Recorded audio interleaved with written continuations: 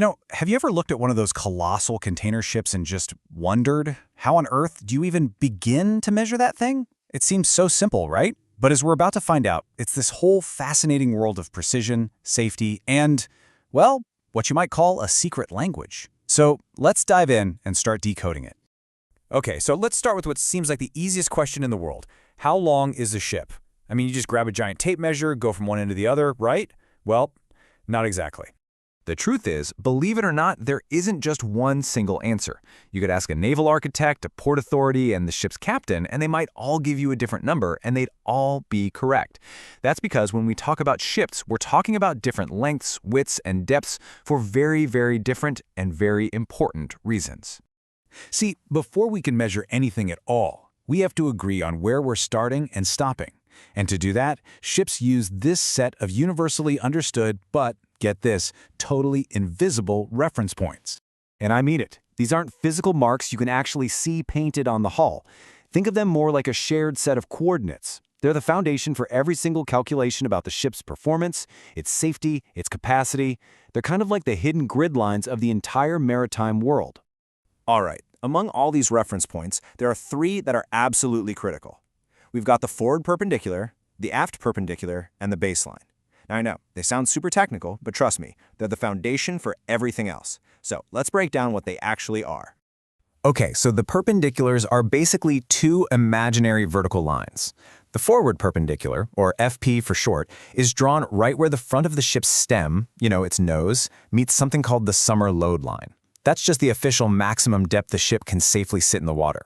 Then you've got the aft perpendicular, or AP, at the back, right where the rudder post meets that exact same waterline. Now here's the key thing to notice. These points aren't at the absolute tips of the ship. Not at all. Instead, what they do is define the functional, or what's called the working length of the vessel as it sits in the water. And that is absolutely crucial for understanding how it moves and behaves. And finally, our third reference point is the baseline. The best way to think about this is like a building's ground floor. It's the absolute 0 point. Every single vertical measurement is taken from here, and it's drawn right along the top of the ship's spine, which is called the keel. All right, so now that we have our reference points locked in, let's circle back to that first question. How long is the ship?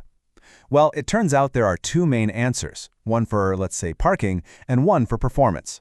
So on one hand, you have length overall, or LOA, and on the other, you have length between perpendiculars, or LBP. The easiest way to think about it is with a car. The LOA is like the total length of your car, bunker to bunker. It's the absolute maximum space you need to park it. But the LBP, that's more like the car's wheelbase. It doesn't measure the overhangs, but it's the critical number for figuring out its handling and safety. So, here's the bottom line. When a ship needs to pull into a dock or squeeze through the Panama Canal, it's that length overall, the LOA, that the harbor master cares about. That's it.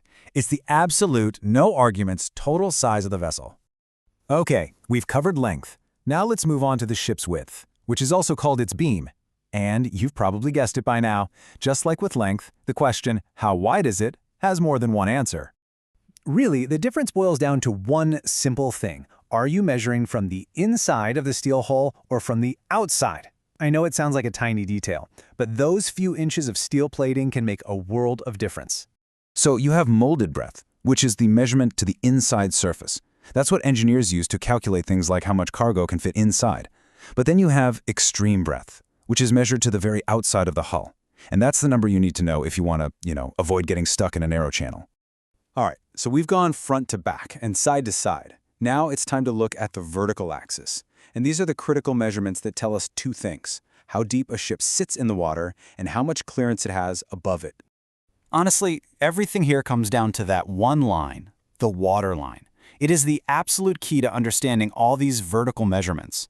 Everything below that line is what we call the draft, and everything above it, well, that involves a whole other set of measurements like freeboard and air draft. So let's quickly break these down. The draft, that tells you the minimum depth of water you need so you don't run aground. Pretty important. Freeboard is all about safety. It's how much room you have before a big wave comes washing over the main deck. And then there's air draft, and, well, that's for avoiding a whole different kind of disaster. Air draft is, quite simply, the ship's total height above the water. So why does this one number matter so much? I can tell you in 2 words: low bridges. This is the single number a captain must know to avoid a catastrophic and, let's be honest, a very, very public collision. Okay, and for our last piece of the puzzle, we need to talk about curves, because ships are not just giant floating boxes. Far from it. Every single curve and bend you see is precisely engineered for a very specific purpose. Now, these curves, they might look subtle, maybe even just for looks, but they are absolutely essential. They provide structural strength, they help the ship move efficiently through the water, and, most importantly, they help manage all that water that's constantly trying to get on board. Take a look at these two key examples, camber and shear. Camber is that gentle arch of the deck you see going from side to side. Its job is super simple. Let water run off the edges instead of creating a giant puddle in the middle. Then you have shear. That's the upward curve of the deck from the middle up towards the bow and stern. This does two things. It adds a ton of strength and helps keep those massive waves from washing over the whole ship. And the details, believe me, they don't stop there. Take a look at something called tumble home.